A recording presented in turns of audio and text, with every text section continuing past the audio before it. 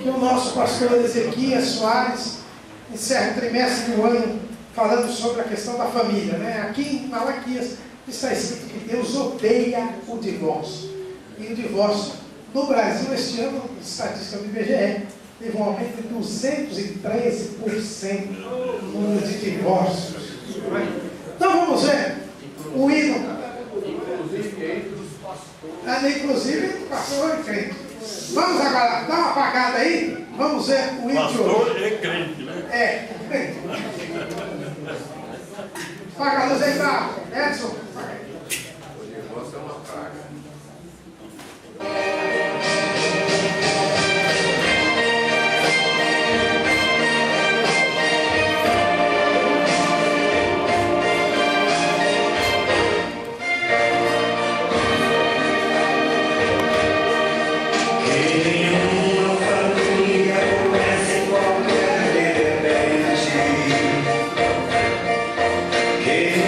Uma família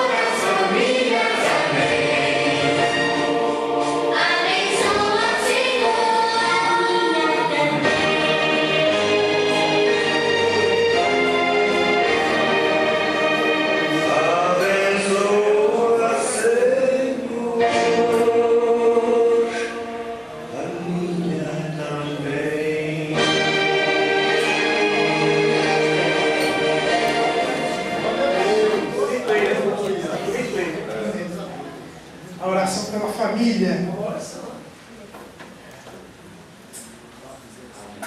Malaquias, o nosso último profeta, nós vamos estudar. E começa o nosso estudo pela própria identidade do autor do livro. A Bíblia diz: penso na palavra do Senhor contra Israel pelo ministério de Malaquias. Há muita discussão sobre quem é Malaquias.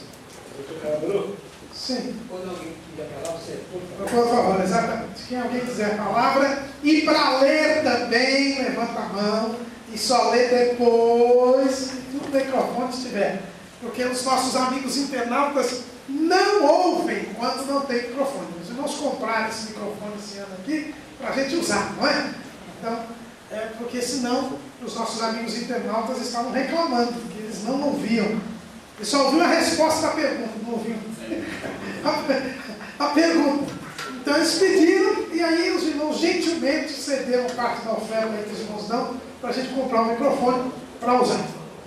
Então, nós vamos hoje estudar o profeta Malaquias, e nós vamos aprender que para Malaquias nos ensina que a família tem um valor sagrado. A primeira discussão com relação a Malaquias diz respeito à sua própria identidade. Se nós vemos aqui, está escrito Malaquias com letra maiúscula, né? Um nome próprio. Só que na versão grega do Antigo Testamento, a chamada Septuaginta, que foi traduzida por 70 pessoas, está escrito lá, Malaquias quer dizer meu mensageiro. A palavra Malaquias quer dizer meu mensageiro. E traduzindo essa palavra para o grego, ficou angeluto, não é? Que quer dizer meu mensageiro ou mensageiro.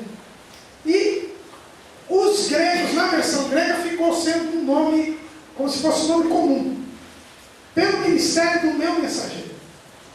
Então está lá escrito assim, não como um nome próprio. Então algumas pessoas entenderam que a palavra Malaquias não era o nome pessoal do profeta, mas era uma forma do profeta ter se identificado, meu mensageiro. Alguns estudiosos até disseram que Malaquias, ele seria Esdras, na verdade. Esdras é que teria escrito essas profecias e não se identificado. Mas, essa teoria, inclusive João Calvino, segue essa linha de pensamento. Mas, isso discreparia, porque só esse livro dos profetas menores seria anônimo. Todos os outros profetas menores, eles foram identificados, mesmo que não tinha genealogia, não dizia onde era, mas tinha um nome próprio. Porque só esse livro seria diferente. Então já começa daí. Por que essa diferença? Segundo lugar, nós vemos que todos os profetas tinham, o seu nome tinha a ver com a mensagem que eles estavam transmitindo. Nós vimos aqui que todos os profetas, por exemplo, Jonas, que quer dizer pombo, ele foi o mensageiro que levou o recado de Deus para longe, como se fosse um pombo correio, lá de Israel até Nínive. Daí o nome dele, pombo. Nós vimos vários outros profetas. Semana passada nós vimos o profeta Zacarias, cujo nome quer dizer Deus se lembrou. Quer dizer, Deus renova todas as promessas messiânicas, como mostrando para o povo que ele não tinha esquecido do que ele tinha prometido. Então, Malaquias quer dizer meu mensageiro. E aí que nós vamos ver que essa palavra, Malaquias, meu mensageiro, meu anjo, meu mensageiro, tem muito a ver. Por quê? Porque Malaquias é levantado por Deus no período em que o povo estava totalmente alheio às coisas de Deus. E é por isso também que existem duas discussões a respeito de quando Malaquias escreveu. Uns entendem que Malaquias escreveu no tempo de Esdras e de Neemias. Inclusive é o entendimento do pastor Ezequias Soares. Outros entendem que Malaquias escreveu 100 anos depois, mais ou menos 100 anos depois de Esdras e de Neemias. E eu, com todo respeito ao nosso comentarista, eu entendo dessa maneira. Por quê? Porque aí a gente entende o nome de Malaquias, porque que ele é meu mensageiro, e a gente entende por que o livro de Esdras e Neemias não menciona Malaquias. Lembra que o livro de Esdras menciona Ageu e menciona Zacarias, que eram contemporâneos deles. Mas não fala nada de Malaquias. Por que não fala nada de Malaquias? Porque Malaquias não existia. Diz, não, foi naquela passagem entre um mandato e outro de Neemias. Os irmãos lembram, nós estudamos Neemias no ano passado, nós vimos que Neemias teve que voltar para a Pérsia e depois retornar. Quando ele chegou, havia uma série de desmandos, de coisas erradas que Neemias consertou. Se Deus tivesse levantado um profeta, certamente Neemias teria dito que estava cumprindo a palavra do profeta, que o profeta já tinha alertado, mas quando ele volta a ver os desmandos, ele mesmo toma jeito nas coisas e não menciona nenhum profeta. O que não é correto, porque no livro de Neemias ele menciona até os falsos profetas, até aquela profetisa que pôs medo nele, então não ia mencionar um profeta verdadeiro. Outra coisa, Malaquias fala aqui, e ele é conhecido sempre por causa dos dízimos, né? Mas hoje a gente não vai estudar essa parte de Malaquias. Quando fala em Malaquias, nosso pastor presidente aqui, o pastor José, ele sempre vem. Tem algum crente chamado Malaquias aqui? Não tem ninguém, né? Porque o pessoal, quando fala em Malaquias, fala de dízimo, de dinheiro, não põe nem o nome do filho de Malaquias, né? Nem lembrar disso. Mas Malaquias não falou só sobre isso. Ele falou sobre várias coisas e uma delas é sobre a questão dos dízimos. E ele disse que o povo não levava os dízimos, né? Não estava levando os dízimos. Se Malaquias tivesse profetizado nesse período de Neemias, quando a Bíblia diz que o sumo sacerdote Eleazar entregou lá para o Tobias, destruiu o lugar onde ficava os dízimos, o Tobias fazia uma casa lá dentro, não lembra disso? Então o povo não podia não trazer o dízimo porque ficou profanado. Então como é que o profeta ia dizer que vocês estavam roubando a Deus se o próprio sumo sacerdote tinha destruído a casa dos dízimos e tinha o Tobias construído uma casa lá? Fica incoerente. Como é que o profeta iria culpar o povo de uma coisa que ele não tinha culpa? Então isso mostra que não foi nesse período que Malaquias profetizou. Foi um tempo depois. Um tempo depois, quando o povo estava servindo a Deus de má vontade, estava achando que servir a Deus era cansaço. E é por isso que os dias de Malaquias são muito provavelmente com os nossos dias. Essa semana eu descobri algo, irmãos, que eu fiquei assim, embasbacado. Eu sempre acho que eu já vi tanto na Bíblia e sempre aparece. Eu fiquei sabendo que algumas igrejas tiraram férias. Tiraram férias. Eles só vão voltar a cultuar a Deus lá do mês de janeiro para frente. Não é? Deus irmãos, que Jesus não vem na série. Por quê? Por quê? Tira férias por quê? Porque acha que cultuar a Deus é uma canseira. Eles estão exatamente nessa situação que o profeta fala lá em Malaquias. Estou achando aqui o texto aqui, se alguém achar aí, fala, quando eles dizem assim, que canseira, não é? O profeta mesmo diz que eles, quando servem a Deus, dizem assim, que canseira, não é? Por quê? Porque se precisa tirar férias, porque é canseira. A gente tira férias do serviço porque é uma canseira, não é? E aí o trabalho, a Bíblia diz que seria penoso, seria realmente causaria suor, aí precisa de férias mesmo, não é? 1 e 13. Alguém lê para mim? 13. Malaquias 1 e 13. Profecia do Senhor contra Israel. Não, Malaquias 1 e 13. 1 e 13. E dizeis ainda, isto é uma canseira, e a considerais com desprezo, diz o Senhor dos Exércitos. Obrigado, só até aí. Então, eis aqui uma canseira. Obrigado, meu Deus. Então, a canseira é isso. Então, por isso que a igreja está tirando férias. Então, vamos. Se tiver alguma igreja aí de férias, vá para outra igreja. Tem umas irmãs, nesse lugar não vou dizer onde é, mas umas irmãs, quando souberam que a igreja dela está de férias, foi numa igreja próxima e perguntou para o obreiro, que eu não vou dizer que é o bispo, né? E ali também ia tirar férias. Aí ele disse que como ele está lá só 2 meses na congregação, ele disse assim, não deu um mês. Ele está 1 mês lá, ele falou assim, ó, assinei a carteira agora, não dá para tirar férias também, sabe, né? Então pode vir aqui não tem férias. Então as irmãs estão indo lá. Eu fui lá congregar e as irmãs estavam lá, não é? Então, isso é mostrando como o profeta Malaquias está atual. Pois não, levantou a mão aí. Eu não pesco em aquário alheio, mas se o peixe pular no meu, eu vou alimentar. É lógico, não é? Então, irmãos, cuidado com essas igrejas que tiram férias por aí. Precisam ler o livro do profeta Malaquias. Malaquias foi levantado por Deus diante daquela situação de formalismo religioso, de indiferença. Mais uma vez, a gente volta a dizer para os irmãos: os profetas antes do cativeiro falavam de idolatria.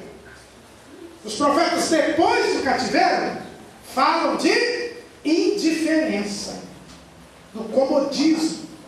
Malaquias ele é levantado por Deus como mensageiro, para que o povo não ficasse alheio. Ele levanta Malaquias para que o povo não ficasse alheio às coisas de Deus. Mas infelizmente, irmãos, o povo não quis saber. Malaquias passou em branco. E sabe o que aconteceu? Aí Deus falou, já que vocês não querem me ouvir, também não vão me ouvir, eu vou ficar calado. E aí depois de Malaquias ficaram 400 anos sem profetas. Porque o povo não se incomodou com a mensagem de Malaquias, Deus ficou calado. Cuidado, meus irmãos, isso mesmo acontece nos dias de hoje.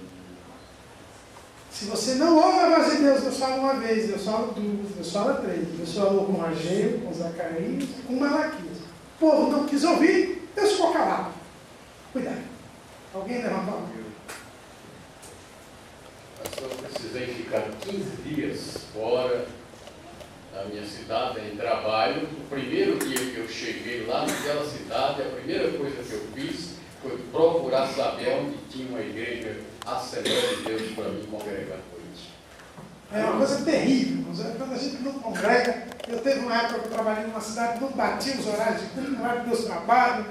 E quando eu ia, não tinha que dar, não tinha culto, era uma coisa pavorosa, horrível. Não é? Mas isso é para quem tem sede de Deus. Quem está farto, a Bíblia diz, fala quem está farto. Como é que é? Fala aí. A alma farta pisa em favos e mel, mas a faminta até o amargo é doce. Exato. Então nós temos que tomar cuidado. Não podemos ser como a igreja de Laodiceia, né? Rico sou e de nada tenho algo. E a situação real dela era outra. Jesus disse que ela era desgraçada, miserável, cega e nua. Né? Então tomemos cuidado. Os dias são de apostasia. Então nós vamos encontrar muita gente assim. Mas nós não podemos ser assim, para que Deus não se cale para conosco.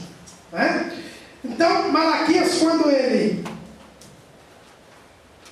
profetiza nesse período de indiferença do povo.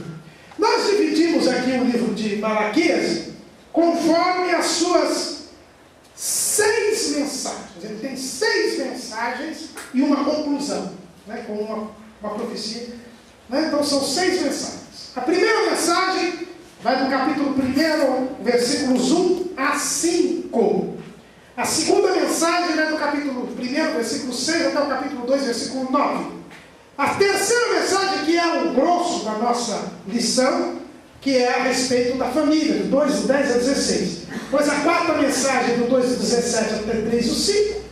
Depois nós temos a quinta mensagem, que é do 3, do 6 ao 12, que é a dos dízimos, né? Depois nós temos a sexta mensagem, que é dos 3:3 ao 4:3, e por fim a conclusão, que é de Malaquias 4, de 4 a 6. Se os irmãos forem ver na Bíblia hebraica, os irmãos não vão encontrar o capítulo 4 de Malaquias. Por quê? Comer o capítulo 4? Não, é porque o capítulo 4, ele é, na Bíblia hebraica, ele faz parte do capítulo 3. É interessante isso. E é bom, eu, por exemplo, essa semana que passou, estava lendo o livro sobre a infância de Jesus, do Papa Bento XVI, e quando ele fala de João Batista tal, ele fala de Malaquias, e aí ele fala na numeração da Bíblia hebraica. Então ele fala lá, Malaquias 3 e 19, 20, 21, 22, 23. Em 3 e 23 de Malaquias, Malaquias fala a respeito de Elias, né? Ele está falando de João Batista, Elias que havia de vir. Então, ele, e nós vamos ver isso no próximo trimestre, uma lição sobre esse assunto. Então, aí eu falo 3:23, porque o que para nós é o 4:1, na Bíblia hebraica é Malaquias 3:19. Então, mas é o mesmo teor. Então aqui nós temos uma diferença de divisão de capítulos e de versículos, mas o conteúdo do livro de Malaquias, tanto na Bíblia hebraica quanto na nossa Bíblia, é o mesmo. 6 mensagens em que Deus, através de Malaquias, denuncia a indiferença do povo. Nessas 6 mensagens, são 6 comportamentos que Deus repreende e que provam o quê? Que o povo estava indiferente para com Deus. E sem motivo, porque a primeira coisa, como nós falamos no início da aula de hoje, que Deus diz foi: eu vos amei, diz o Senhor. Então Deus diz: eu vos amo. Por que vocês tratam comigo dessa maneira? Se eu amo a vocês, por que vocês me tratam dessa maneira? E eu não amo a vocês pelo que vocês fazem, porque eu amei a vocês e aborreci a Esaú. Essa mesma passagem de Malaquias vai ser retomada pelo apóstolo Paulo, quando ele fala da escolha que Deus fez por Israel. Não foi pelo que Israel fez para Deus, porque a escolha de Deus foi no ventre de Rebeca. No ventre de Rebeca, quando os dois estavam ali brigando dentro do ventre, Deus disse para Rebeca: o maior servirá ao menor. Foi ali que Deus escolheu Jacó, amou Jacó e aborreceu a Esaú. E nós vimos isso também no livro de Obadias. Então Malaquias começa a sua mensagem dizendo: olha, Deus ama vocês. Por que vocês não amam a Deus? Nós temos que aprender isso, irmão. Nosso amor a Deus é uma reação ao amor de Deus por nós. João deixou isso bem claro. Ele que é conhecido como o apóstolo do amor, ele deixou isso bem claro. Vamos ler lá na primeira carta de João, capítulo 4, versículo 19. 1 de João 4 e 19. Já lembro. Nós o amamos porque Ele nos amou primeiro. Isso, nós o amamos porque Ele nos amou primeiro. Quem lê também Romanos, capítulo 5, versículo 8.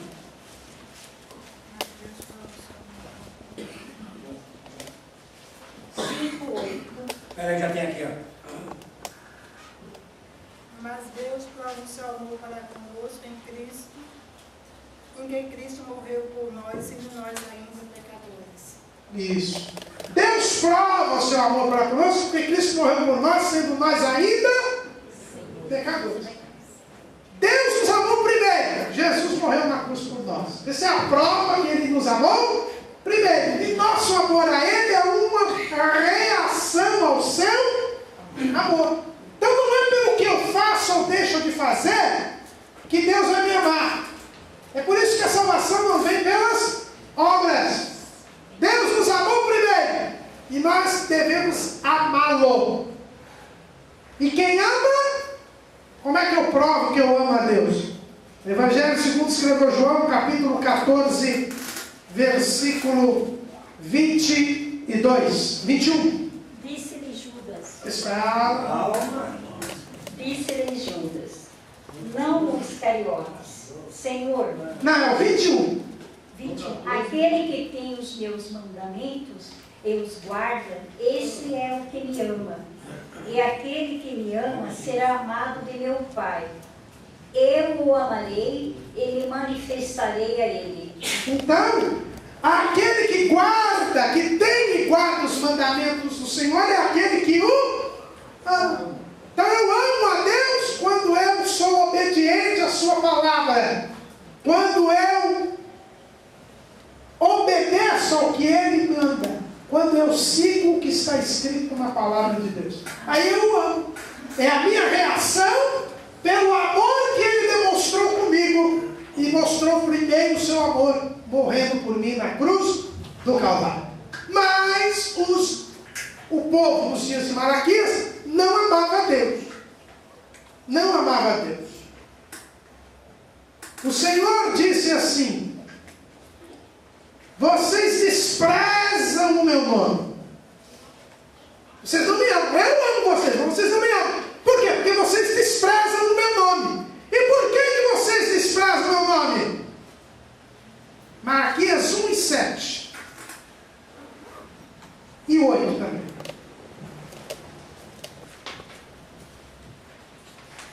Ofereceis sobre o meu altar pão e vinho e dizeis: em que te havemos profanado? Nisto que dizes, a mesa do Senhor é desprezível. Porque quando ofereceis animal cego para o sacrifício, isso não é mal? E quando ofereceis o coxo ou o enfermo, isso não é mal? Ora, apresenta-o ao teu príncipe, porventura terá ele agrado em ti? Ou aceitará ele a tua pessoa? Diz o Senhor dos Exércitos. Agora, o que nós temos aqui? O primeiro ponto da indiferença. Eles ofereciam a Deus pão imundo. A oferta que eles ofereciam a Deus era imunda. Por quê? Porque a oferta não faz mal. E o que a gente tem isso na igreja hoje em dia? Quando alguém chega assim e fala assim: ai, não, eu vou cantar um hino aqui, eu não sou cantor, mas Jesus, é para Jesus, é para Jesus. Não faz mal. Você não ensaiou, você está desafinado, se você não está nem aí, não faz mal. Não faz mal. É um animal cego, é um animal coxo, um animal enfermo. Irmãos, e a coisa não começa assim. Não pensa que um belo dia alguém chegou, pôs na cabeça e levou um animal faltando uma perna, uma ovelha com 3 pernas só para sacrifício. Não começou assim. Começou com aquela pequena manchinha que estava ali na coxa, que ninguém viu. Ele olhou, quando ele estava levando a ovelha, ele olhou, não vi que tinha essa manchinha, mas como eu não vi, pode ser que o sacerdote não veja. E o sacerdote não viu, e passou. Aí ele falou: não faz mal. Eu não morri fulminado, o sacerdote não morreu fulminado. E aí ele já contou para o outro: olha, consegui passar. Aí o outro já levou uma manchinha um pouquinho maior. E aí daqui a pouco já estava o cego, o banco, já estava todo mundo. Por quê, irmãos? Não faz mal. Ah, essa febre do não faz mal pegou na igreja. Não faz mal. Ah, isso aqui não faz mal, isso aqui não faz mal, isso aqui não faz mal. E hoje a gente está na situação que está hoje. Por quê? Deus não se manifesta, por quê? Porque Deus abomina. O culto do não faz mal é pão imundo. Deus diz: vocês estão me desprezando. Essa é a primeira mensagem de Malaquias. Vocês estão me desprezando. Agora ele pergunta: vocês se levaram para o príncipe? Quer dizer, não é? Por isso que Malaquias é desse período. É um período que tinha um governador lá. Não tinha rei. Tinha um príncipe, tinha um governador. Alguns dizem: está vendo como aqui era o tempo de Neemias? Por quê? Porque Neemias foi um governador. Ele foi um governador que teve. Mas antes dele teve governador, e depois dele teve governador também. Por isso que é esse o período de Malaquias. É o período do domínio persa, onde existia um governador. Ah, você vai levar essa ovelha manca, doente, para o governador? Não, governador não. Governador tem que ser um negócio mais. Irmãos, bem simples. Aquilo que a gente oferece para Deus, a gente pode oferecer para o governador? Para o pastor? Se é para o pastor, não. Principalmente nessa consagração, para o pastor. Agora para Deus é para Jesus. É para Jesus mesmo. Cuidado, meus irmãos. Isso é um sinal de indiferença. Deus abomina isso. Essa é a primeira mensagem que o profeta dá. A segunda mensagem, não é, que nós vimos aqui, que é do versículo 6 até 2 e 9, diz respeito à canseira, como eu disse para o senhor, os sacerdotes. Eles faziam aquele trabalho olhando no relógio. Isso não lembra o saudoso pastor Val. Não é? Olhando no relógio. É no relógio. Então, mas vai acabar o culto agora? Não vai. O pastor vai pôr essa pessoa para cantar, senão vai atrasar o culto. Eu tenho fantástico para assistir em casa. Não é? Olhando para o relógio. Se eu não volto dessa aqui, agora vai tomar conta. Então, que canseira! É por isso que estão tirando férias. Estão tirando férias. Por quê? Porque é uma canseira servir a Deus. É uma canseira tocar, cantar, pregar. É uma canseira. Você faz por necessidade, por obrigação. Deus também não aceita esse povo. Não aceita esse povo. Pois não. Está caindo a internet. Até a internet cansou. Não é? Até a internet cansou. Com essa história da canseira. Não é? Como é que nós estamos servindo a Deus? Tem que ir lá, não tem jeito. Pois não, pode falar. Mas tá bom. Esse é bom mesmo. Eu entro num assunto importante e que realmente mexe conosco, sim. O irmão falou da pessoa que canta sem estar preparado. A mesma coisa com o pregador que vai pregar assim, eu não estou preparado, mas eu vou abrir a Bíblia onde Deus andar. É um desprezo também. E quem vai pregar tem que respeitar o povo e respeitar a Deus. Porque eu trabalho para Deus, não é para Ele. E os crentes que vão tocar no assunto, ficam olhando para o relógio, preocupados com o programa de TV que ele vai perder, ou alguma outra programação, antes do culto, em vez de se prepararem para o culto, eles ficam assistindo o dia com o Faustão, o time dele jogar. Eu costumo dizer que ele corre um grande risco. A hora que o pastor dá uma palavra boa, como diz, glória a Deus, ele fala gol! Igual, só mudou. Glória, gol! É perigoso. Eu tenho medo que esse culto não seja aceito.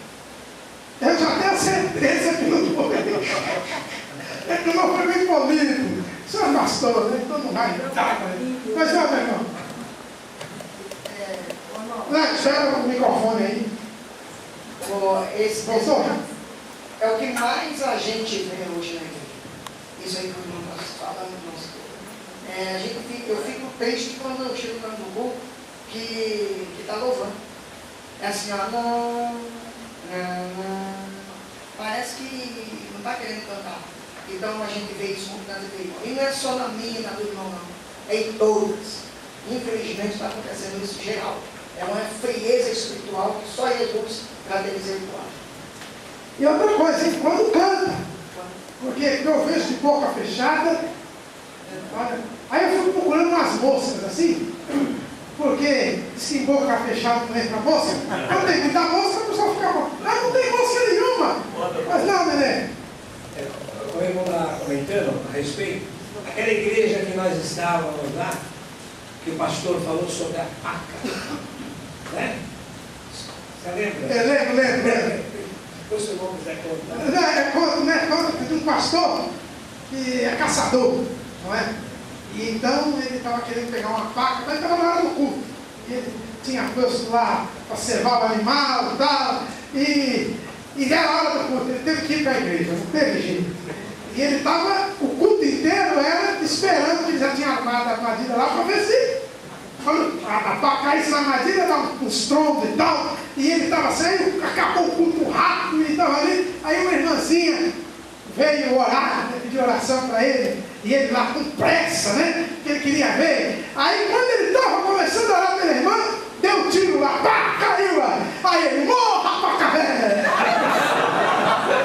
Coitadinho da irmã. A irmã estava pedindo para Jesus curar, e ele, morra, paca velha! Porque a cabeça dele estava lá. Mas não, moço. Tem muita preocupação de ficar em casa assistindo, né? Que pode assistir através do celular, né? Ah, não, pois é, tem aqueles que estão com o celular. Dando a informação para os outros. Né? Exatamente. Não, eu fui a uma igreja recentemente, tinha um menino que estava lá com o celular. Aí já sentou um outro menino do lado. Aí daqui a pouco o outro já chegou, já chamou lá. Aí na hora que eu fui dar a mensagem, eu falei assim, olha, podia desligar o celular aí? Aí ficou todo mundo sem graça. Porque já estava uma carreira de mão, toda a criançada lá no celular. E passando de mão em mão, e voltando. Não pode. Que culto é esse? Então, tomemos cuidado com isso. Então, as duas primeiras mensagens que Deus deu para Malaquias.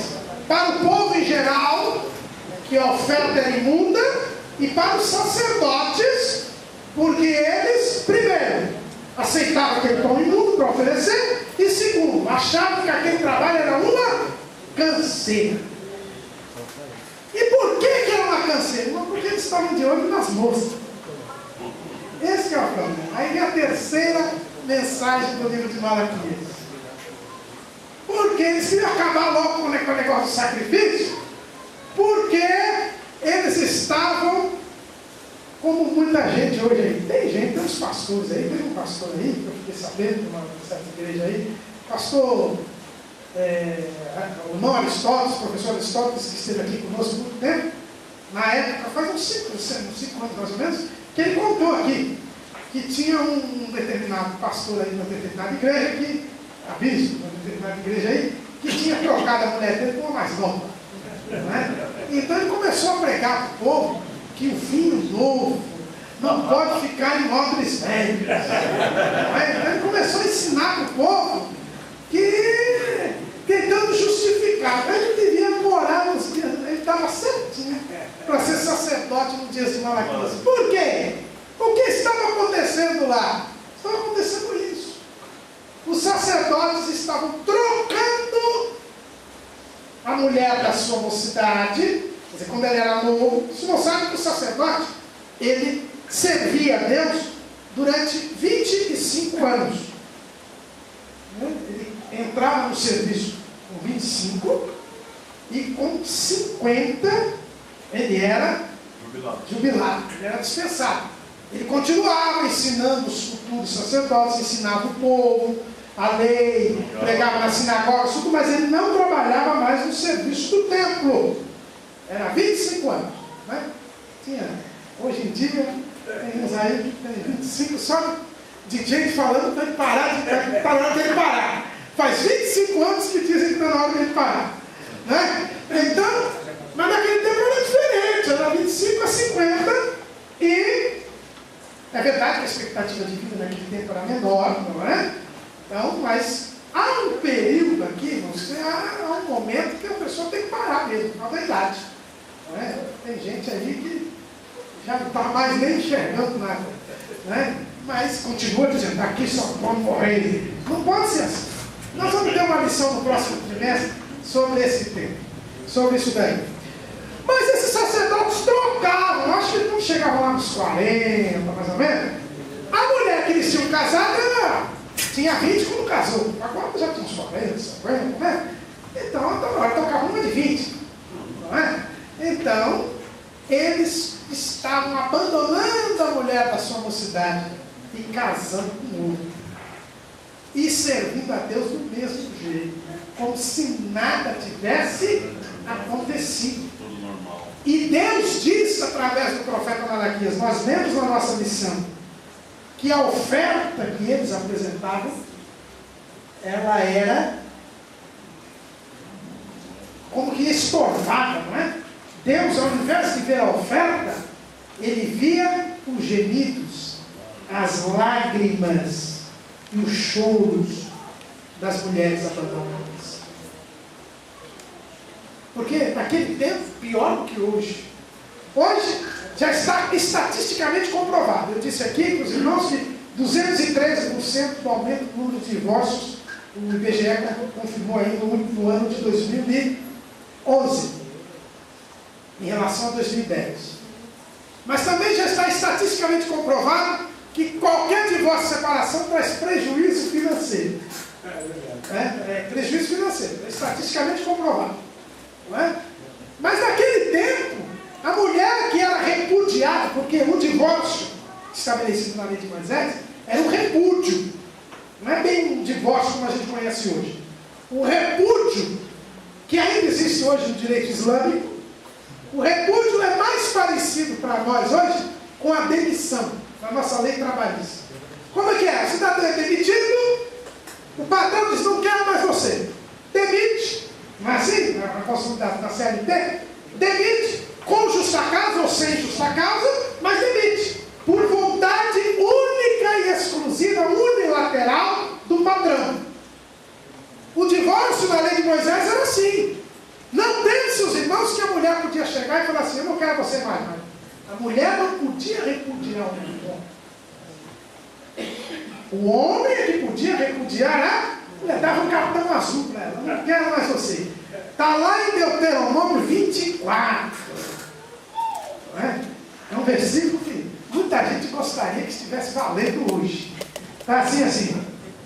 Deuteronômio 24 e 1. Quando um homem tomar uma mulher e se casar com ela, então será que, se não achar graça em seus olhos, por nela achar coisa feia, ele lhe fará escrito de repúdio e lhe dará na sua mão e a despedirá da sua casa.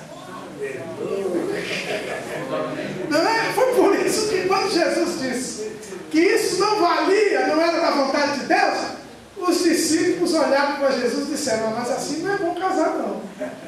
Até os discípulos de Jesus falaram: a gente só casa se a gente puder demitir a mulher, a hora que a gente achar alguma coisa feia. Acordou, estava de pá virada, olhou, a mulher estava com o olho remelento, tá aqui em cima, vai embora. Não é? Se achar alguma coisa feia, não jeta novo. Meu pastor, é o caso do jogador de futebol que é tratado como fenômeno, Ronaldo, casado pela segunda vez com a Bia, né? A segunda, aliás, a terceira, né? Ele casou com a Cicarelli a segunda e com essa a terceira. Tem 2 filhas com ela. E eu pensei que era uma mulher simples, é engenheira formada, né? Classe média alta. E ele está deixando, já está declarado que ele se separou e está aqui na América Latina passeando com os amigos. Já deve ter outra na montaria. Na montaria, dinheiro fala mais alto. Exatamente. Então é essa situação, irmão. Essa situação. Né? A lei de Moisés dizia: qualquer coisa que manda embora, pode ir embora. O sacerdote está na lei. Está na lei. Eu achei coisa feia, está velha, vamos pegar outra. Pois não. Essa coisa feia que diz o texto não se relaciona com a vida moral da mulher? Não seria isso? Havia discussão de 2 escolas. A escola de Hillel e a escola de Shammai. Porque quando o rapaz não era enganado e não achava a mulher virgem, ele tinha o direito de levá-la perante o pai e devolvê-la, né? Devolvê-la, exatamente. E com permissão dos irmãos, está na Bíblia, não é feito falar, né? Ela escolheu os lençóis que provavam a sua virgindade. É que eu vou brincar que a mulher era muito inocente, se fosse hoje matava um galo, né? Então, nesse caso, parece que era permitido, porque ele foi enganado até o fim. Exatamente. E eles faziam questão absoluta da pureza sexual da mulher. Assim, hoje acontecer isso, ninguém casa mais. Só um detalhe Nesse caso, existia o seguinte: ele não era enganado pela mulher, não vamos jogar a culpa na mulher. Nessa época, os casamentos eram arranjados entre família. Então, quem garantia a virgindade da moça era o pai dela. Tá? Então, se ele tivesse sido enganado, na verdade, ele comprou gato por leva do pai da moça. Tanto é que hoje, no nosso Código Penal, e mesmo no Código Civil, o fato da moça não ser virgem já não é mais motivo de anulação do casamento. Por quê? Porque hoje o trato é pessoal entre o moço e a moça. Então, é muito diferente. Quer dizer, como é que vai ter? Uma das coisas, o casamento tem que ser baseado no amor, na confiança e no temor a Deus. Quer dizer, se a pessoa precisa esconder uma condição, realmente não deve ter o casamento mesmo. Então, eu acho que a lei atual é correta nesse sentido. Porque como o contrato de casamento é entre o varão e a varoa, é óbvio. Se ela já foi tocada, é óbvio que ele deve saber e ter a liberdade de escolher ou não. E vice-versa também. Certo? Eu mesmo casei, é público e notório, que eu casei virgem. Certo? Eu tive um outro casamento antes na minha vida. Então é público e notório. A pessoa que me aceitou, a minha esposa, no qual estou casado há 15 anos, esse ano, dia 22 de novembro, fez 15 anos, ela aceitou essa condição. Certo? Ela não precisou ser enganada, ela sabia da minha condição e aceitou assim. Então, apenas tomar cuidado em culpar nesses tempos a moça. Certo? Nesses tempos, muitas vezes a moça ela era obrigada pelo pai a aceitar um varão por uma questão de casamento arranjado nos tempos do Antigo Testamento. Certo? O próprio Jacó mandou buscar, o próprio Abraão mandou buscar esposa para o filho. Certo? Então, se ela veio maculada, foi enganada não pela moça, certo? Mas por quem contratou e entregou. É o que nós temos que entregar à igreja imaculada para Jesus, certo? Isso sem mancha, sem mácula. A noiva tem que estar imaculada no dia do grande encontro, no dia da boda, das bodas com o cordeiro, certo? Tanto é o que o pastor aqui está falando, que naquela época o pai era o responsável total, porque era cobrado, né? Como é que sim, era cobrado um dote. O moço que se engraçava da moça que queria casar, o pai exigia: você vai dar tanto, ou em ouro, ou em boi, ou em ovelha, né? Na época. Então havia um valor que o pai cobrava do noivo, né? Do moço. E o moço pagava, porque ele se embelezou pela moça. E acontecia, nesses casos, quando ele chegava na hora H, aí ele descobria que foi enganado, né? É por isso também que havia esse desfeito, né, do casamento, e era anulado, porque tinha dinheiro, moeda, ouro, entendeu? Isso aí é mais uma anulação mesmo, né? Agora é bom lembrar que quando o homem difamava a mulher e provava que era mentira, ele não podia repudiá-la. Era a única hipótese em que era proibido o repúdio. Mas que condição da mulher viver com um homem que queria repudiá-la? Então, a condição dela era brilhante. Irmão, se me permitir... Só o microfone. O doutor Alexandre comentando... ele fala depois do microfone. O doutor Alexandre comentando que a culpa não era tanto da moça como do pai da moça, mas muitas vezes nem o pai da moça sabia desse detalhe. Então a moça tinha culpa sim, porque ela sabia a sua condição. E se ela chegasse e falasse, minha condição é X, Y, o pai não iria certamente se arriscar. Então ela tinha culpa sim. Tanto que há um dispositivo lá na lei que se ela fosse estuprada e ela gritasse pedindo socorro e ninguém a socorreu, seria punido o estuprador, não ela. Mas se ela se calasse, sim. Qual é a pergunta aí? O irmão Ventura Neto está perguntando assim se é correto, quando há divórcio de obreiros, que este obreiro continue no ministério. Mas vamos chegar lá. Eu respondo daqui a pouquinho. Mas não. Só lembrando que mesmo no Antigo Testamento, certo, era possível o casamento de uma mulher que já tivesse sido notada. E normalmente, naquela época, o tipo de criação que as mulheres tinham, elas estavam sob um controle muito grande dos pais. Elas não eram criadas como hoje, certo? Então, muito provavelmente, uma moça que tivesse sido tocada, com certeza o pai sabia. Muito improvavelmente ela conseguia fazer isso de uma forma escondida. Mas, do mesmo jeito que Saul entregou Mical, imaculada, a Davi, depois, quando Saul teve aquela desavença com Davi, ele entregou a Mical maculada para outro homem, que agora esqueci o nome, se alguém lembrar. Esqueci o nome. Tá? Mas ele entregou ela maculada para outro homem, que a amou de tal forma que ela não aceitou ser entregue de volta para Davi. Certo? Mas esse outro homem tinha plena consciência. O que eu quero chegar é o seguinte: o importante é a confiança, e não o estado do que a mulher ou que o homem são entregues um ao outro. O importante é que tenha a verdade e que essa verdade seja aceita ou não, como é nos dias de hoje. Certo? Ninguém precisa enganar o outro. O amor não está no fato da pessoa ter sido tocada ou não. O amor está na afeição. Certo? A humanidade foi, de uma certa forma, a humanidade foi maculada pelo pecado.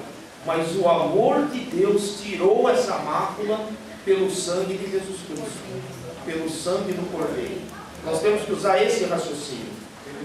E a relação deve ser pautada no amor, na confiança e no poder de Deus. Se você for casar com uma pessoa que te enganou, ela te enganou para casar, e ela vai continuar te enganando a vida inteira. Certo?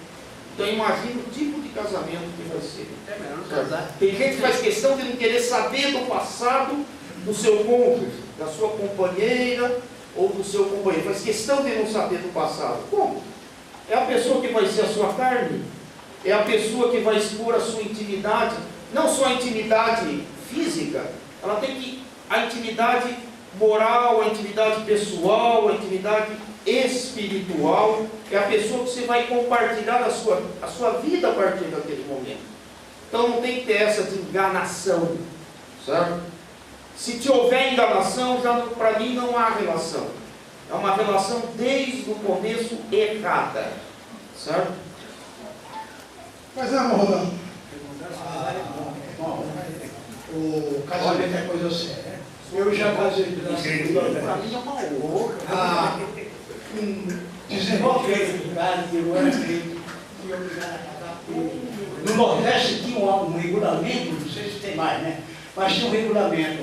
Se pusesse o pé adiante da mão, casava com o pai da moça ou casava com ela. Tinha que escolher o dois, né? Aí, por causa, eu escolhi ela, mas convivi 9 dias só. Eu não era crente. Meus pais já eram crentes, mas eu não era. Eu vim embora para aqui, cheguei aqui, conheci a companheira, estou com 28 anos de casado, já passei por altos e baixas, mas continuo bem, não tem cara feio um para o outro, não tem negócio dela estar mais gordinha ou ser mais magro, nunca pensei em olhar para outra, não, ela, 28 anos. É tanto que quando eu fui separado, o meu pastor falou assim: bom, quantas vezes o senhor casou de você? E o senhor vai ser separado, casar tudo. Eu contei o caso para ele, deu risada. Deixa passar, o negócio é presente. Porque os casamentos agora estão assim. As pessoas baixam olhar um para o outro, está muito gordinha, vou partir para outra. A sobrinha casou agora, eu fui o padrinho de casamento dele, casou agora no mês de setembro, já se separaram, já um para outra. E eu fui padrinho, eu fui lá. Eu digo, me diga uma coisa, no dia que vocês foram casar, vocês não acompanharam tudo o que vocês... Ah, mas depois nós pensamos que é melhor ir para um canto ou para outro. É assim o casamento, né? Mas a gente tem que reconhecer que como cristão que está caminhando para o céu, considere o casamento que é coisa séria. Obrigado. Amém. E é mesmo. O casamento, irmãos, é isso que Malaquias mostra. Ele diz, olha, você, a lei dizia para repudiar. Mas Malaquias diz, mas quando vocês repudiarem, eu, na hora que vocês estão sacrificando, eu estou observando os choros, os gemidos. Por quê? Porque quando vocês casaram, vocês assumiram um compromisso, não só entre vocês, mas vocês assumiram um compromisso diante de mim. E aí que vem o título da nossa lição, a sacralidade da família. A família é uma instituição criada por Deus. É um lugar propício para o ambiente onde Deus deve operar. Foi Deus que criou a família.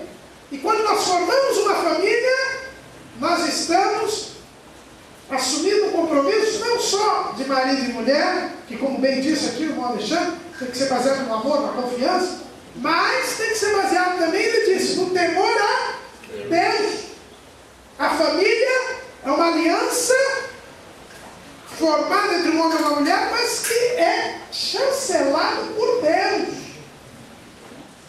Tem muita gente que acha que se eu não casando na igreja, eu não tenho compromisso nenhum com Deus. Mas não é assim, não.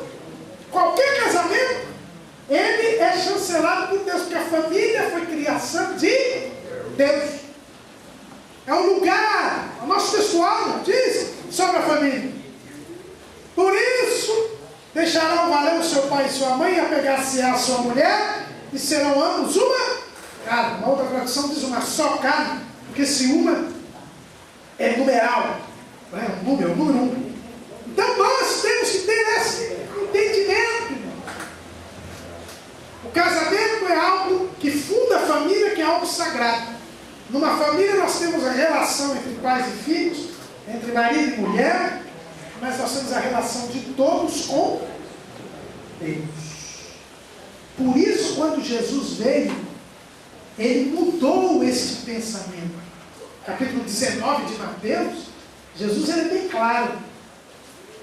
Quando os fariseus chegaram e disseram, é lícito ao homem repudiar a sua mulher por qualquer motivo? Vejam bem que a pergunta dos fariseus, está lá em 19:2 de Mateus, era sobre a discussão que havia entre as duas correntes de rabinos, a corrente de Hillel e a corrente de Shammai, que era com relação a coisa feia. Qualquer motivo, qualquer coisa feia, acordei mal-humorado e posso mandar a mulher embora porque vi alguma coisa feia nela?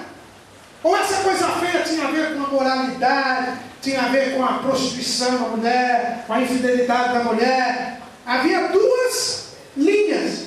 Hillel, ele era o mais liberal. Ele dizia, não, qualquer motivo. Shammai dizia, não, só se houver um motivo grave, uma imoralidade, uma infidelidade. Então a pergunta que os fariseus fizeram foi uma só. É por qualquer motivo ou não? Vejam bem, eles davam de barato o repúdio. Para eles tinha repúdio. O repúdio estava na lei e não se discutia o repúdio.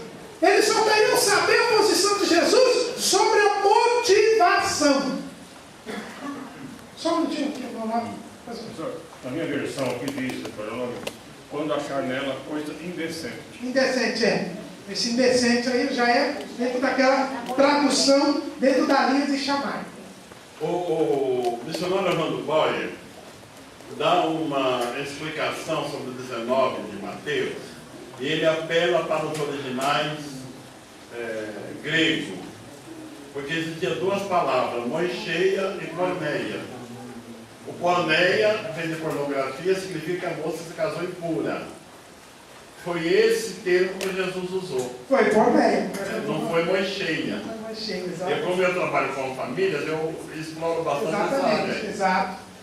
Mas a pergunta dos fariseus era a seguinte: qual é a motivação do divórcio? E eles são surpreendidos por Jesus. Quando Jesus disse, eu não estou preocupado com a motivação. Eu estou preocupado é que não foi assim que Deus fez. No princípio não foi assim.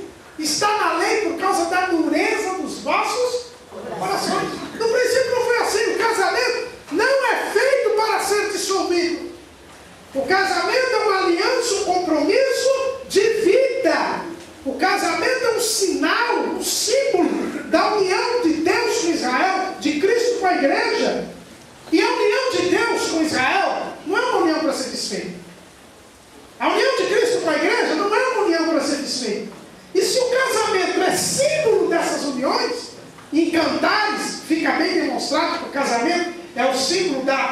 instituição da aliança entre Deus e Israel.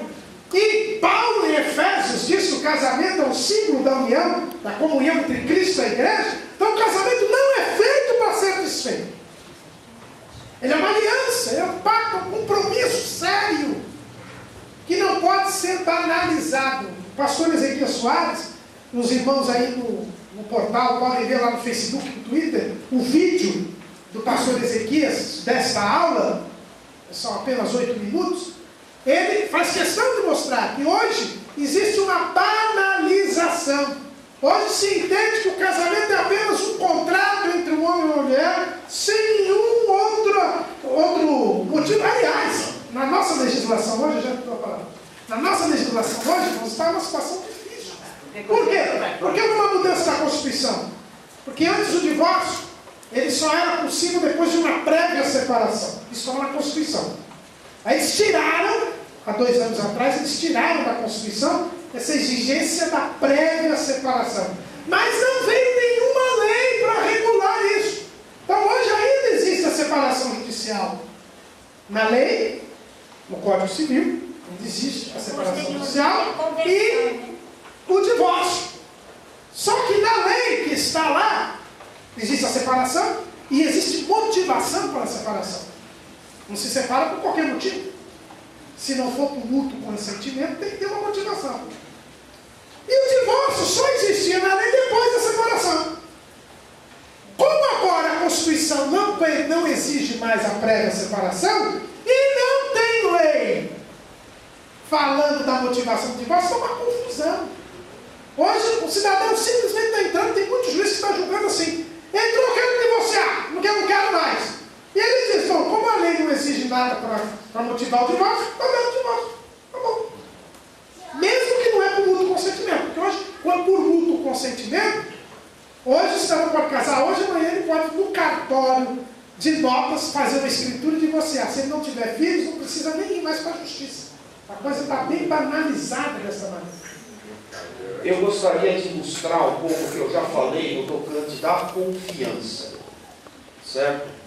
Só que é muito comum no nosso meio pessoas quererem se separar porque ele aceitou a Jesus e ela continuou na sua fé antiga, ou vice-versa, querendo alegar que esse casamento não foi um casamento abençoado por Deus. É a história daquele bispo lá. Exatamente, não foi um casamento abençoado por Deus. Ou então o contrário, é muito comum, moços ou moças, mas é muito comum entre moças, certo? De arrumar um namorado fora da igreja e acaba casando com ele na esperança que ele vá trazê-lo para Jesus, que vá conseguir a salvação dele. É aquilo que a gente muitas vezes ouve aí no dia a dia, né? Primeiro eu ganho para mim, depois eu ganho para Jesus, né? Moço muito bonito, rico, legal, primeiro eu ganho, depois eu ganho para Jesus. E não consegue ganhar para Jesus, e aquele casamento pelo jugo desigual acaba se tornando em vez de um marido, você acaba ganhando uma cruz, e aí você vai ter a desculpa de querer se separar. Ah, não deu certo, eu fui teimosa, eu desobedeci a Deus, então eu tenho que me separar. Agora, toma cuidado com o poder de Deus. É ilustrado exatamente pela passagem do ardil gibeonita, que nós estudamos aqui no livro de Josué. Toda vez que existe um acordo entre duas partes, esse acordo pode não ser abençoado por Deus, mas ele é testemunhado por Deus. Aleluia. Se você não cumprir esse acordo, vai acontecer como aconteceu quando Saul perseguiu os gibeonitas e veio uma fome muito grande para Israel, porque houve um acordo. Eles não consultaram a Deus esse acordo. Foi um acordo que não foi da vontade de Deus. Eles foram enganados pelos gibeonitas, mas eles não dobraram os joelhos e não consultaram a Deus sobre a vontade de Deus sobre esse acordo. E aconteceu. O acordo aconteceu, mas Deus fez com que esse acordo fosse honrado, porque houve um acordo. Então, jugo desigual para Deus não é desculpa para a separação. Ah, mas eu estou sofrendo. Tudo bem, se você quiser se separar, você sofre. Mas pode ter a consequência do poder de Deus na sua vida. Como Israel desfez um acordo que não era da vontade de Deus, Israel pagou com a fome. Certo? Então, esse é o alerta para essas pessoas que usam esse argumento para se separar. Ah, foi julgo desigual. Ah, infelizmente eu errei. Fui casar com aquele moço que não era crente. Agora, infelizmente, eu estou sujeita à escravidão. E o povo de Deus não tem que ser escravo, tem que ser livre. E outras, lembrem da passagem do ardil gibeonita. É o que bem ilustra isso. E ainda fala que foi vontade, foi permissão de Deus. Não, e tem outra coisa, hein? Tem outra coisa, tem que lembrar que Jesus disse no monte. A palavra do Deus tem que ser sim, sim. Não. Tem um sim, acabou. O que mais vem disso é procedência maligna. Deus é testemunha, como foi testemunha aqui no caso dos sacerdotes. Eles disseram, a lei não permitia, mas Deus não permitiu. Deus disse, quando vocês oferecem sacrifício, eu só ouço o gemido da mulher abandonada. Porque eles não podiam fazer isso. Não era da vontade de Deus isso. Então você tem que tomar cuidado. O casamento é símbolo da união de Deus com Israel, de Cristo com a igreja. É algo seríssimo. É um compromisso que Deus criou entre o homem e a mulher. É algo seríssimo. Não se pode ser desfeito. Sabe a única coisa que pode desfazer um casamento? Que permite o divórcio, foi o que Jesus disse aqui, o pastor José Serafim já falou, é a porneia. Por que a porneia, que é a impureza sexual, a imoralidade sexual, a infidelidade, por que Jesus disse, e eu vos digo que qualquer que repudiar sua mulher, não sendo por causa de prostituição, e casar com outra, comete adultério. E quem casar com a repudiada também comete adultério. Por quê? Porque, irmãos, o limite do casamento está no relacionamento com Deus. Se o meu cônjuge se prostitui deliberadamente, a Bíblia diz que marido e mulher têm que manter relacionamento contínuo. Está lá em 1 Coríntios 7. Só pode parar marido e mulher de ter relacionamento íntimo por algum tempo, para oração, e depois vocês têm que voltar para que Satanás não nos tente pela vossa incontinência. E com mútuo consentimento. Então, e o próprio apóstolo Paulo, no capítulo 6 de 1 Coríntios, diz que nós devemos fugir da prostituição. Se eu me uno com uma meretriz, eu me torno com partícipe do pecado. Porque nós nos tornamos uma só carne. Então veja bem, se eu sou casado com uma pessoa que se prostitui, eu sei que se prostitui, e eu converso com ela, e ela não quer saber de sair da prostituição, de acordo com a Bíblia, o que acontece? Eu sou obrigado a manter relacionamento com ela. Porque eu sou marido e mulher. Agora, a Bíblia também diz que eu não posso ter relacionamento com ela, ou com ele, por quê? Porque senão eu fico partícipe dos seus. Então, se eu tenho relacionamento, eu pego. Se eu não tenho, eu pego. Fico em paz. Só para concluir a relação. Fico em paz. Então, quando isto acontece, é por isso que Jesus diz, a não ser por causa da... Aí, quando isso acontece, para eu me manter fiel a Deus, aí é o único caso em que é permitida a dissolução do casamento. É permitido, mas mesmo assim não é do agrado de Deus. É permitido e depende da dureza do coração do outro. Porque primeiro eu tenho que estar pronto a perdoar o outro e o outro querendo e aceitar o meu perdão. Se ele se emendar, acabou. Se ele se emendar, eu chego para ele e falo, você não pode manter essa vida. Nessa vida que você está em prostituição, você não pode. E ele se arrepende. Ah, mas ele eu estou com 40 mulheres. E agora ele se arrependeu, mas é só. Acabou. Acabou. O profeta Oséias, não é? Viu, pastor? É o caso do profeta Oséias, não é? Ele foi lá, resgatou a mulher que se prostituía, prostituição cultural, na idolatria. Deus mandou e ele voltou e pegou. Durante um tempo ela se purificou e ele ficou casado com ela.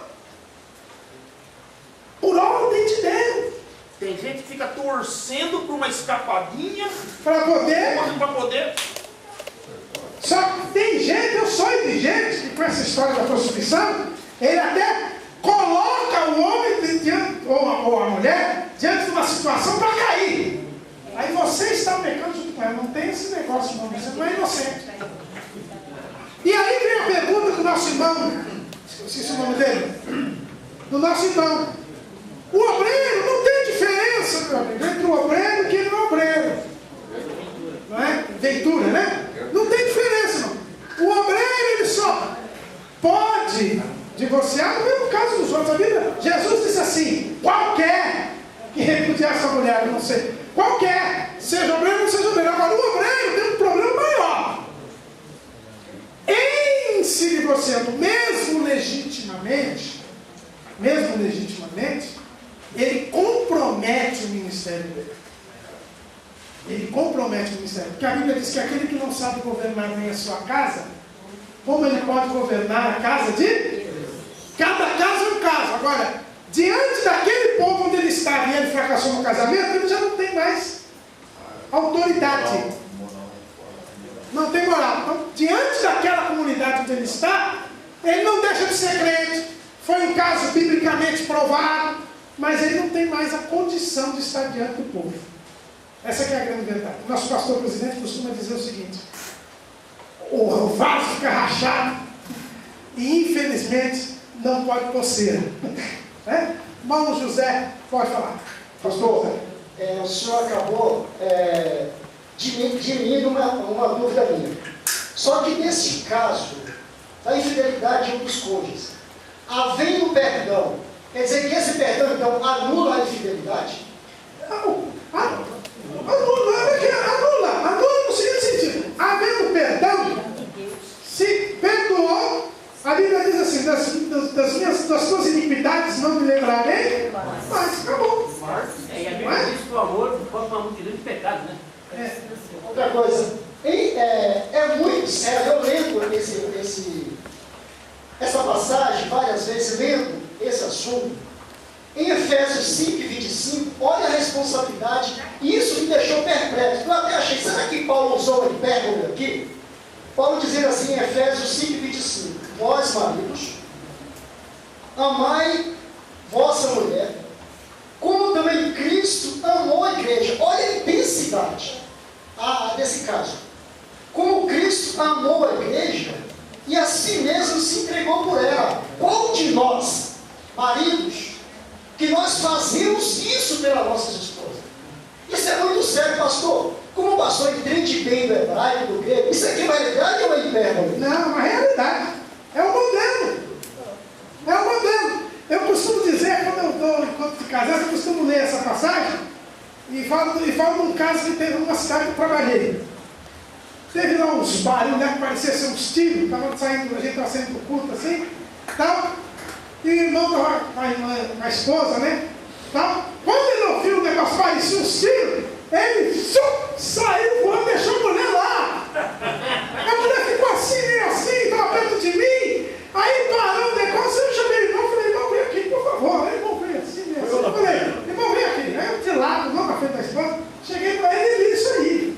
Falei: irmão, se vier um tiro, você tem que estar na frente dela. Você tem que se entregar por ela. Jesus morreu por ela. O senhor sai voando para aí, que é isso? Que marido é esse? Nem uma sopa dele ficou meio assim. Mas é isso, não é exatamente isso. Eles gostam, os homens gostam muito desse capítulo. As mulheres, ser sujeito. Mas não lê até o fim. Não lê até aí. Não, e só um pedacinho rapidinho. Só o microfone. Cadê o microfone? Só rapidinho. Aí já. Lembrar também essa passagem que fala: vós mulheres, sejam submissas aos seus maridos. Isso daí é Deus falando com elas, tá? Tem homem que coloca essa placa na sala de estar, entendeu?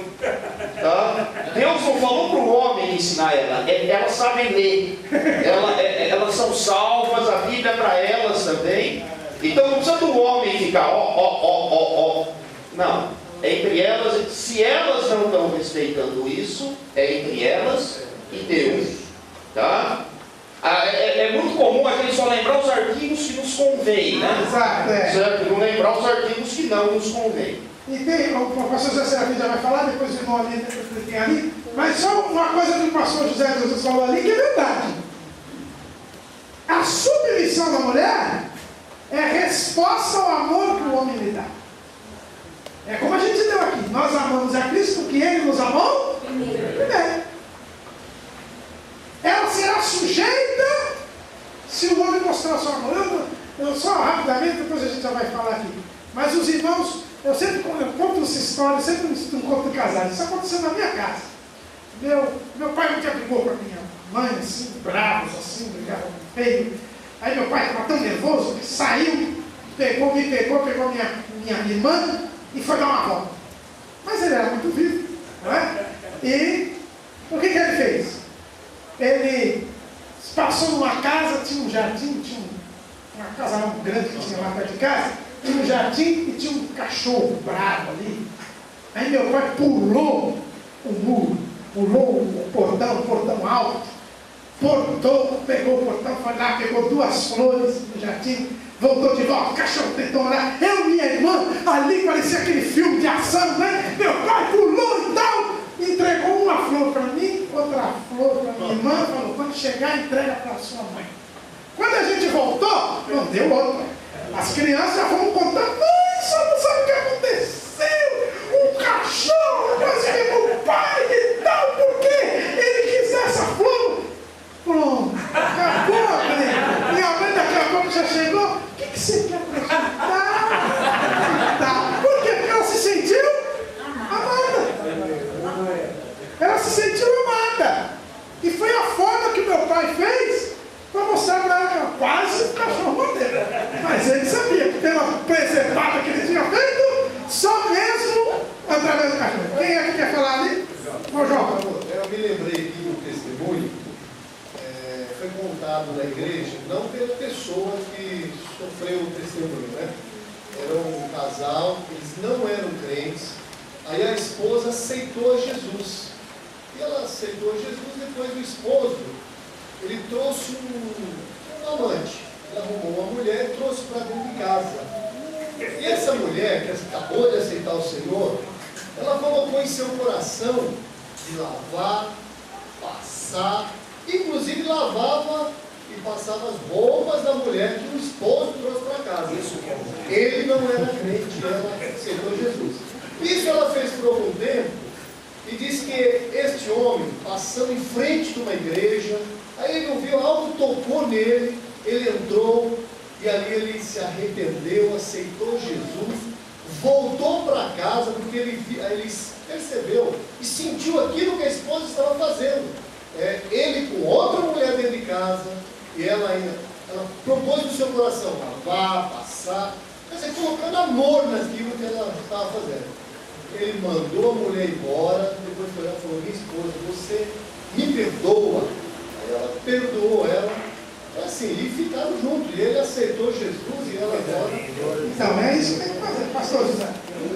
Irmão, quase não seria mais necessário, depois a gente dar uns comentários, mas foi daquilo que o irmão falou no princípio, que a permissão de Jesus por uma separação não era por mão cheia, não é por uma traição, e sim pela porneia, por pecado de trazido, porque eu costumo dizer nos encontros de casais, que entre o casal cristão não há traição.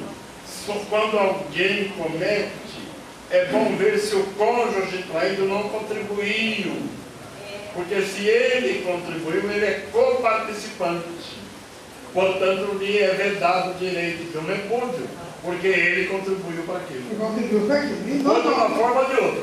Ou por ficar um longo tempo separado, ou por uma falta de carinho. Eu costumo muito citar 1 Pedro 3:7. Vós, maridos, coabitai com elas com inteligência, para que não seja imitando honra a mulher como vaso mais fraco, para que não seja impedida as vossas orações.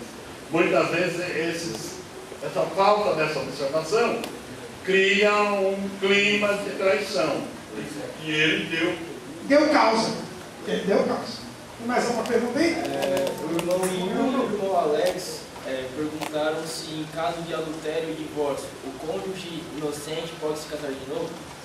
não só inocente, o culpado também, porque a Bíblia diz que, sendo havendo a prostituição, dissolve-se o vínculo. Então, o novo casamento não é adultério, é o que Jesus ensina. Agora, veja bem, não há mais vínculo. Tem muita gente que fez assim, não, o cônjuge inocente pode, o cônjuge culpado não, mas ele é casado com quem? Se houve a dissolução do vínculo, mas o cônjuge culpado, ele é culpado. Se ele não se arrepender, não pedir perdão, ele vai para o inferno. Mas a gente não está falando aqui de inferno, está falando do novo casamento. O novo casamento vai ser adultério se for por causa da porneia, esgotadas as possibilidades de conciliação, pode haver um novo casamento. Se o cônjuge inocente casar de novo, não comete adultério. Se o cônjuge culpado casar de novo, não comete adultério por causa desse casamento. Agora, o pecado anterior dele continua. Se ele não confessar e deixar, ele não alcança misericórdia. O irmão Camaru, lá na nossa congregação teve um caso assim. A irmã, o marido não era crente, e ela era crente.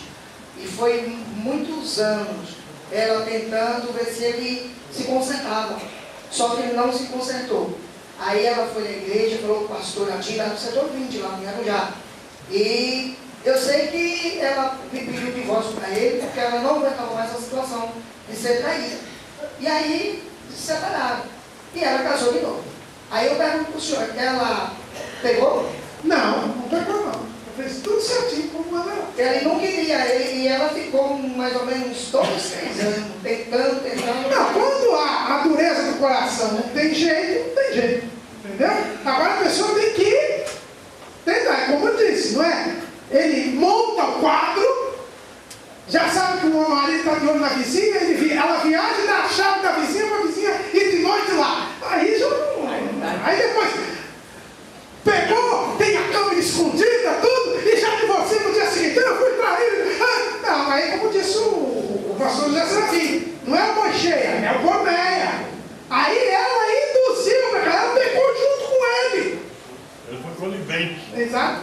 Às vezes até indutora. Não é? E nesse caso aí, então ela fez certo. Fez certo, nesse caso não tem problema nenhum. Até ela falou que já tinha, como ele não queria mais se consertar, ela já tinha entrado na castidade. Se você se deleitar, tem mulher. Se não se deleitar, não tem mulher. Exatamente, é essa a situação. Né? É isso que tem que fazer. Então, cada caso é um caso, irmãos, mas isso mostra. Deus odeia o divórcio. O divórcio, no máximo, nosso pastor tem uma frase que eu gosto muito. Ele diz o seguinte: no máximo, o divórcio, mesmo nesse limite que a Bíblia diz, ele é no máximo um remédio, ele nunca é uma solução. No máximo é um remédio, ele nunca é uma solução. No mundo se banalizou o divórcio. O cidadão não acordou bem, vamos divorciar, passa ali no cartão de notas, assina a escritura, paga os emolumentos e as custas, está divorciado. Não tem problema nenhum. Mas para Deus as coisas não mudaram. A palavra de Deus não mudou. Eu lembro, eu já falei aqui uma vez, quando eu falei o que a Bíblia fala sobre o divórcio numa classe de teologia, um aluno disse: mas eu não aceito isso. Deus tem que evoluir. Não tem que evoluir, não. É assim que a palavra de Deus, e a Bíblia diz que a palavra de Deus permanece para sempre. Eu já vou dar palavra. É assim e continua sendo assim. E se torna apenas um remédio, porque sempre que alguém vai falar de uma pessoa divorciada, é o ex, é a ex. Exato. Sempre fica. Não, sempre fica isso. E quando tem filhos em casa, não tem jeito. Eu costumava dizer nas audiências, né, de divórcio, de separação que eu fiz: olha, vocês vão deixar de ser marido e mulher, mas os filhos continuam filhos. Não existe ex-filho, ex-filha. Não tem. Josué Gonçalves. Vocês vão ter que aprender a conviver. Josué Gonçalves ilustra bem. Quando há o casamento, são 2 águas no mesmo recipiente. Com a separação, se divide metade daquela água em 2 recipientes. Mas parte da água que ela de um dá no outro, não tem como separar a mesma água. Por mais que você separe, nós costumamos fazer a dinâmica no curso de casais da massinha também. duas massinhas de duas cores, você tenta separar sempre com um pouquinho da massinha do lado de lá, sempre. Quando você coloca um durepox na parede, seca e depois você puxa, sempre vem um pouco de tinta para cá e sempre fica um resíduo do durepox na parede. Então, por mais que você queira, sempre vai ficar. E quando tem filhos, realmente é um remédio, mas tem os seus efeitos colaterais, e muitas vezes dolorosos. Dolorosos. E eu vou dizer mais. Uma vez eu falei isso com um casal, e o casal falou, não, tá aqui, e eles tinham filhos. Tá aqui, cada um para cima, cada um para outro. Aí eu falei assim, e no casamento do seu filho? E na formatura do seu filho? Aí um olhou para o outro, o senhor tem razão. Tem jeito. Tem jeito. Não é? Então é assim que nós temos de fazer. Bom, nosso tempo já estourou. Eu sabia que era uma aula que daria muito o que falar, até porque eu tenho dois especialistas em família aqui, né? O doutor Alexandre, ele é muito tempo aqui, ele implantou até um curso de casais aqui no Belém. O pastor José Serafim, a especialidade dele é encontro de casais. Então, falar sobre família. Então nós sabíamos aí, e eu fui, como é a última lição, normalmente a última lição deixa para mim, né? Então eu acabei falando. Mas é isso aí. Pois não, meu irmão. Tem alguma pergunta ainda aí? Doutor Caramuru, hoje eu acordei cedinho e vim aqui no Brás fazer umas compras com a minha esposa, a minha filha e o meu genro. E a loja nós fomos fazer a compra, estava fechada. A gente chegou 7 horas lá, abriu 8h30. Nós fomos na fila e encostou um moço. Olhou para nós e falou, vocês são crentes? Nós confirmamos. Falou, ora por mim, eu estou com a minha vida muito embaraçada. Aí falou, que eu fiz uma besteira na minha vida. Eu sou desviado. Crente, um vizinho fez muita amizade com a gente, um moço, nos domingos ia almoçar na nossa casa, e eu fiquei sabendo, na segunda-feira ia trabalhar e ficava em casa. Eu não tive dúvida, fiz uma besteira, Mateus 2. Como assim? Eu nunca tinha ouvido alguém falar assim, na lata. Mateus 2. Peguei 16 anos, cumpri o 4. Tá bom. Pedi oração. Você vê que situação, né? O nosso irmão, pois não. Irmãos, pastor, eu também quero fazer uma pergunta. No caso, temos 2 jovens na igreja. Eles resolvem se casar. Após o casamento, um descobre que o outro casou em pecado, estava se prostituindo. Após o casamento, o jovem ele pode repudiar a mulher? Veja bem, aí nesse caso, vamos responder juridicamente e biblicamente. Em primeiro lugar, biblicamente, ele é culpado, porque ele devia ter investigado a Bíblia. Namoro é para isso. Namoro é para isso. Não é? Quando você vai assumir compromisso, é aquilo que o irmão Alexandre falou. Não é? Agora, juridicamente, isso aí seria até um caso de anulação de casamento. Anulação de casamento. Por quê? Porque se você casa enganado, como disse aqui, essa questão toda do engano aqui, na nossa legislação existe a questão da anulação de casamento. Quer dizer, um fato anterior ao casamento, que se você soubesse, você jamais teria casado com aquela pessoa. É o chamado erro essencial sobre a pessoa. Quando há isso, por quê? Porque o consentimento, a Bíblia diz o quê? Deixará o varão, seu pai e sua mãe, e apegar-se à sua mulher. Tem que haver um consentimento. O consentimento tem que ser mútuo e tem que ser livre e consciente. Se a pessoa casa, eu tive um caso de uma pessoa que ele casou na igreja, o rapaz da igreja, ela da igreja, e eles se casaram. Eu até fiz o casamento deles. O primeiro casamento foi uma tragédia. Porque um bom tempo sem querer fazer casamento. Aí eu falei, meu negócio é divórcio e separação dela. Então, se descobriu, o rapaz começou a ter um comportamento estranho. E olha como Deus é maravilhoso. A pessoa, ela engravidou, perdeu o bebê, e entrou até em depressão, perguntando para Deus por quê. Pouco depois dessa perda do bebê, descobriu quem era a pessoa. Ele estava 2, 3 anos na igreja, um rapaz que se entendia, não? Mas ele tinha um passado em outro estado lá do Nordeste terrível. E ele começou a cometer umas coisas, virou bandido. Tentou até sequestrar o cunhado. Então aí, essa pessoa, até quando eu soube e tal, cabia até uma anulação, porque se descobriu até que ele tinha condenações, tempo que ele era menor de idade, ele já tinha condenações lá no estado. Então aí, e a pessoa ficou muito mal vista na igreja, a coitada da pessoa que era inocente, ficou muito mal vista quando divorciou.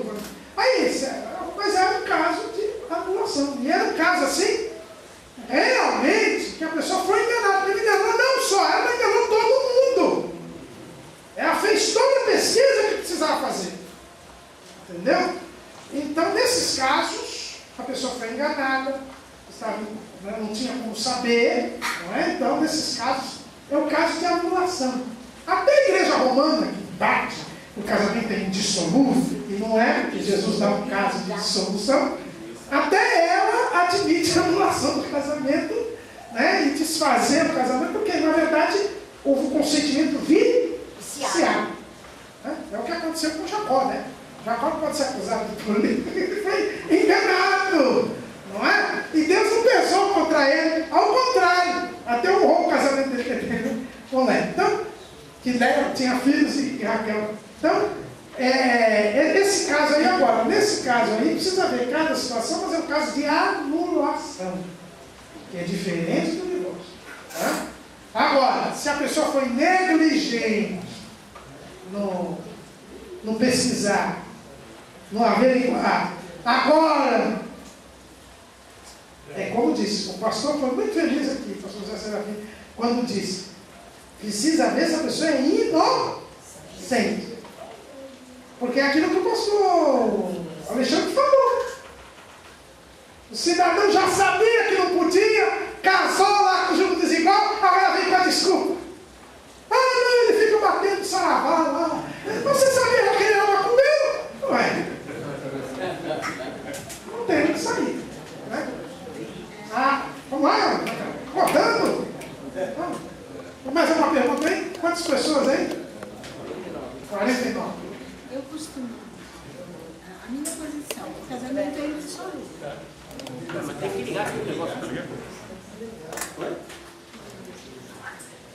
Então, o casamento é indissolúvel. Eu entendo assim. Veja bem, a palavra indissolúvel, ela significa o seguinte, que não vai ser, nunca pode ser dissolvido. Então, assim não, porque Jesus disse que tem um caso que ele pode ser dissolvido.